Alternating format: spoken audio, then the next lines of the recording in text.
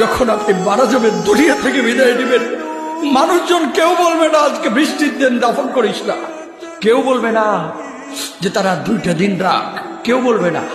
কবরের মধ্যে যখন নিয়ে যাওয়া হবে, আপনার স্ত্রীর কথা মনে পড়বে, আপনার সন্তানের কথা মনে পড়বে, আপনার বাবার কথা মনে পড়বে। সবচাইতে বেশি কষ্ট আপনাকে যে জিনিসটা দেবে, কি নিয়ে কবরে ঢুকলাম, কেন সুদ খাইছিলাম, কেন ঘুষ খাইছিলাম, কেন কবরের জিন্দেগির জন্য প্রিপারেশন নেই নাই। দুনিয়ার জিন্দেগিতে একটা মামলায় ফেসে গেলে সুপ্রিম কোর্টে যাওয়া যায়, উচ্চ আদালতে যাওয়া যায়। আখিরাতের জিন্দেগিতে কোনো মামলায় ফেসে গেলে পালাবার কোনো আর পথ নাই। চলে যেতে হবে। দালান ঘর, বাড়ি ঘর, টাকা পয়সার জন্য পাগল হয়ে থাকি আমরা, কিন্তু এটা আমার আসল ঘর নয়। যেই গোসলখানাটারে আমি এত সুন্দর করে টাইলস করে ইটালিয়ান ফিটিংস দিয়ে বানালাম, আমার জীবনের শেষ গোসলটা কি ওই গোসলখানায় হবে?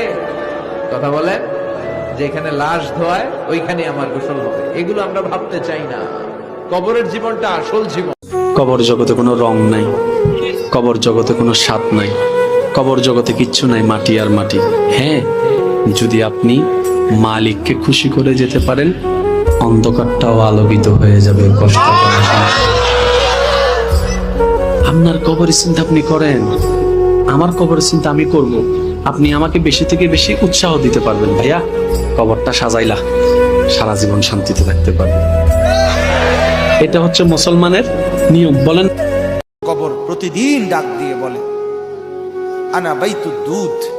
প্রত্যেকের কবর প্রত্যেককে ডেকে বলে, ও আল্লাহর বান্দা, জানো আমি পোকামাকড়ের ঘর, পোকামাকড়ের ঘর।